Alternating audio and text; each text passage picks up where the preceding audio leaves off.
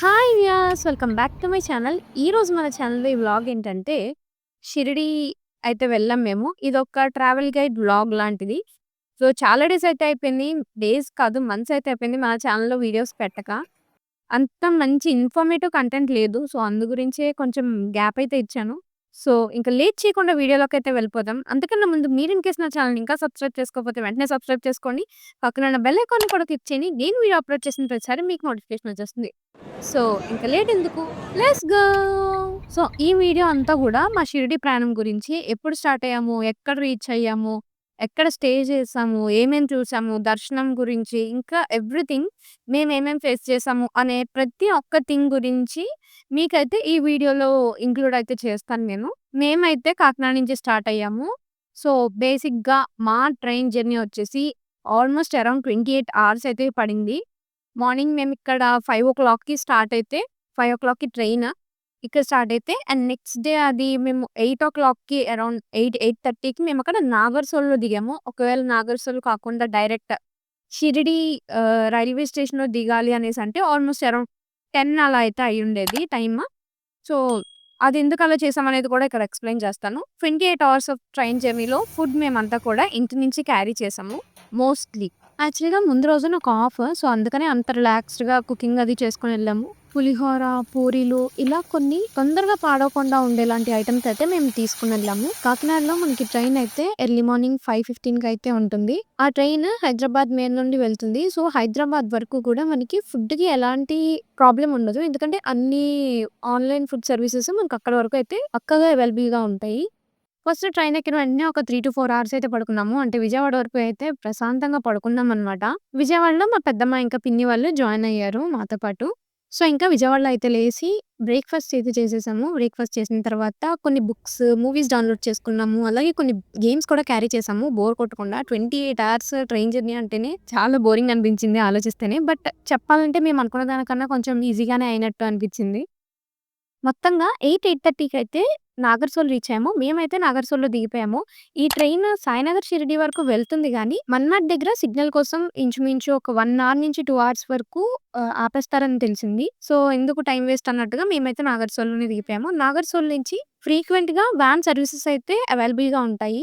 షేరింగ్‌లో అయితే per head 150-200 నుంచి start అవుతాయి. ఒకవేళ ఇండివిడ్యుయల్‌గా హోల్ వ్యాన్‌ని బుక్ చేసుకోవాలి అనేసంటే 1000-1200 ఆ రేంజ్‌లో అయితే సెట్ అయిపోతారు.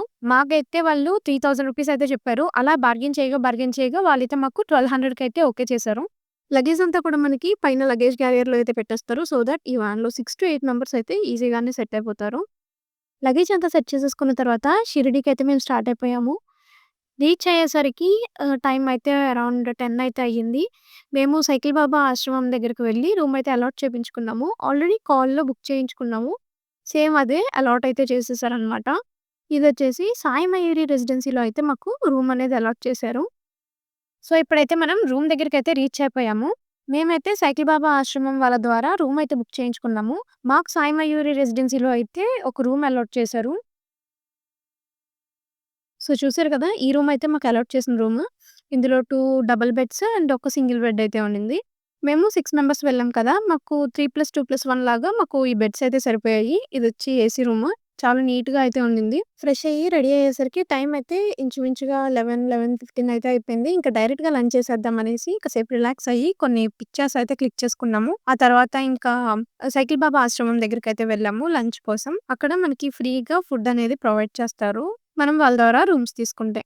సో, ఇక్కడైతే మనం ఫోన్స్ ఇంకా స్లిప్పర్స్ అన్నీ సబ్మిట్ చేసేసి దర్శనంకైతే వెళ్ళిపోవచ్చు. ఇక్కడ మన ఫ్యామిలీలో సీనియర్ సిటిజన్స్ ఉంటే అంటే 60 ఇయర్స్ కన్నా పైబడిన వాళ్ళు ఎవరైనా ఉంటే వాళ్ళకి స్పెషల్ దర్శనం అయితే ఉంటుంది సీనియర్ సిటిజన్స్ కోటాలో. ఆ ఆధార్ కార్డ్ ఒకటి క్యారీ చేస్తే సరిపోతుంది. ఒక సీనియర్ సిటిజన్స్‌తో పాటు ఒక ఎస్కార్ట్‌నయితే పంపిస్తారు. అంటే ఒక సీనియర్ సిటిజన్ కార్డ్‌కి అంటే ఆధార్ కార్డ్‌కి ఇద్దరినైతే అలౌ చేస్తారు. సో, అలా వెళ్తే 15-20 మినిట్స్‌లో మనకి దర్శనం అయితే కంప్లీట్ అయిపోతుంది. మిగిలిన వాళ్ళైతే రూ. 200 దర్శనం టికెట్ తీసుకొని లేదా ఫ్రీ దర్శనంకైనా వెళ్ళొచ్చు. రూ. 200 టికెట్ తీసుకుంటే 1 ½ అవర్ అయితే పట్టింది దర్శనంకి. బట్ దర్శనం అయితే చాలా పీస్‌ఫుల్‌గా జరిగింది. ఇంకా ఆ ప్రెమిసెస్ లోపల మ్యూజియమ్స్ అవి ఉంటాయి. అవన్నీ కూడా కవర్ చేసుకొని ఒకసారే బయటకి రావాలి. బయటకొస్తే మళ్ళీ అవి చూడడానికి కూడా ఉండదు. దర్శనం అయిన తర్వాత మెయిన్‌గా ప్రెమిసెస్‌లో ఉన్నవన్నీ కూడా ఒకసారి చూసేసి ఇంక బయటకొచ్చేయాలి. ఈ మెయిన్ టెంపుల్ చుట్టూ ఒక 2-3 టెంపుల్స్ అయితే ఉంటాయి. లైక్ ముఖ దర్శనం అనేసి మనకి సైడ్ వ్యూ ఓన్లీ ఐస్ అలా కొంచెం అయితే కనిపిస్తుంది. మెయిన్ టెంపుల్‌ది. దాన్ని ముఖ దర్శనం అనేసి అంటారు.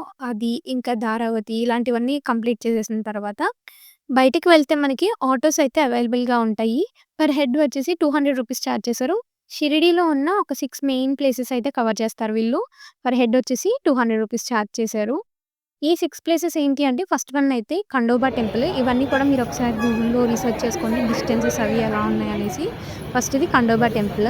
నెక్స్ట్ షిరిడీ హెరిటేజ్ అనేసి ఓల్డ్ షిరిడీ అనేసి అంటారు. అది కొంచెం ఒక పార్క్ థీమ్‌లో ఉంటుంది. కొంచెం ప్లే ఏరియా అదంతా ఇంక్లూడ్ అయ్యి ఉంటుంది. దాంతో పాటు మనకి షిరిడీ సాయిబాబా స్టోరీలో ఉన్న విజువలైజ్డ్ బొమ్మలు కూడా ఉంటాయన్నమాట. బావుంటుందది. కొంచెం ఎంగేజింగ్‌గా ఉంటుంది. అక్కడే మనకు కొంచెం ఎక్కువ టైమ్ కన్జ్యూమ్ అయ్యే ప్లేస్ అయితే ఇది. అండ్ నెక్స్ట్ వచ్చేసి వీరభద్ర స్వామి టెంపుల్ ఒకటుంటుంది. ఏకముఖ దత్తాత్రేయ స్వామి టెంపుల్ ఉంటుంది. అలాగే కల్పవృక్ష అనేసి ఒక ప్లేస్ ఉంటుంది. ఒక ట్రీ దగ్గరికైతే తీసుకెళ్తారనమాట. చాలా హ్యూజ్ ట్రీ అది. దాని తర్వాత లాస్ట్‌గా మనకి వినాయకుడి టెంపుల్ ఉంటుంది. దీంతో అయితే మనకి 6 రైడ్స్ ఇంక్లూడ్ అయ్యి మనకి రఫ్‌గా ఒక 2-3 అవర్స్ మినిమమ్ 3 అవర్స్ అయితే పడుతుంది. మళ్ళీ రిటర్న్ వచ్చేసేసరికి రఫ్‌గా 7:15 అలా అయితే అయింది టైము. సో, ఇంకా మమ్మల్నయితే ప్రసాదాలయ దగ్గర డ్రాపింగ్ అయితే వదిలేయమన్నాము. సో, ప్రసాదం ఒక్కసారన్నా తినాలి కాబట్టి మేమింకా ఆ రోజు డిన్నర్ అలా ప్లాన్ చేసుకున్నామనమాట. అక్కడ తినేద్దాం అన్నట్టు. ఈరోజు మేము దర్శనంకెళ్ళాం కాబట్టి మాకు ఫ్రీ ఫుడ్ కూపన్స్ అయితే ఇచ్చారు. ఒకవేళ ఫుడ్ కూపన్ ఇవ్వకపోయినా కూడా మినిమల్ సబ్సిడీ ప్రైజెస్‌కైతే మనకి టికెట్ అనేదైతే ప్రొవైడ్ చేస్తారు. సో, ఫుడ్ అయితే మీరే చూడండి వాళ్ళేమేమి పెట్టారో అనేది.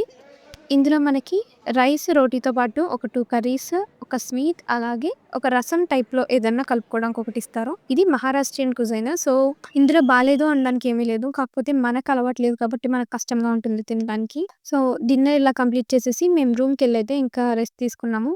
డే 1 అయితే ఇలా కంప్లీట్ అయింది మా షిరిడీ ట్రిప్‌లో. మీకు ఈ వీడియో నచ్చినట్లయితే లైక్ చేయండి. అలాగే మీకేమైనా క్వెరీస్ ఉంటే ఖచ్చితంగా కామెంట్ చేయండి. అండ్ ఈ వీడియో ఎలా అనిపించిందో కూడా కామెంట్ చేసి చెప్పండి. మీరెవరితో అయితే ఈ ట్రిప్ ప్లాన్ చేయాలనుకుంటున్నారో వాళ్ళకి ఈ వీడియో షేర్ చేసి don't forget to subscribe. Bye.